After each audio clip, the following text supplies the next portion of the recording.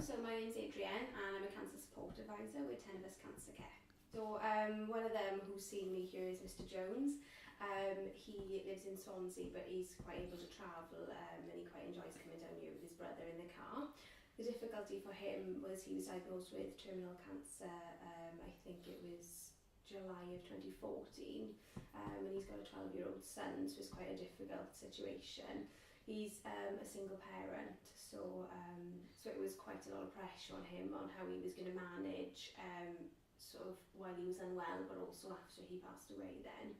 At the time he was living in really bad accommodation, so we initially started at looking, right, the first thing we need to do is get him moved.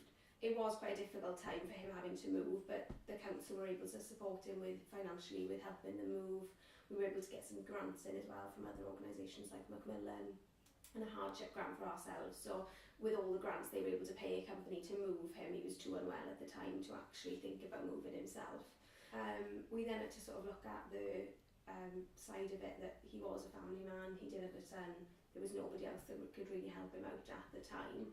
So we took to dealing with sort of family services within the council again. We worked with them in Tenovus Hospice to see if we could get any funding to sort of set up legally what would happen with his son then when he was to pass away. Mr Jones was very aware of his prognosis from the beginning, so it was quite easy to discuss, not easy in a sense, but we were sort of walking on eggshells around the matter. He was quite factual and wanted to make sure that everything was arranged. He was able to use our free will service, which was really good, although he wasn't able to contribute to us because he had very little. He was able to do that, which meant that all of his belongings then would be left to the family members that he wanted them to go to.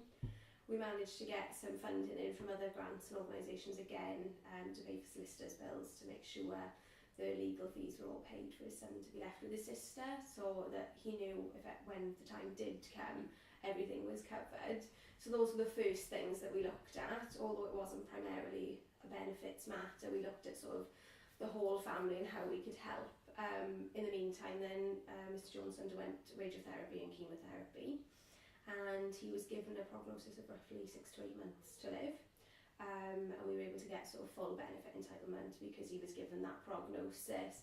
He was able to get the higher rates for all of his benefits, where he was able to put money aside for things like his funeral plan, and he could sort of spend quality time with his son.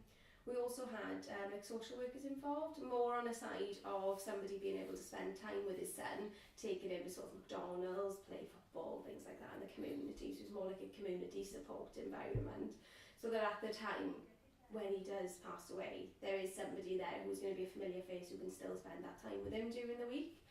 All in all, it was quite a lot that we were involved with. He was given, like I said, about a 6 to 8 months prognosis, and 2 years later he's still with us, which is fantastic news. We are sort of coming to an end with our dealings with Mr Jones now, but everything is set in place so that if anything happens, everything's there.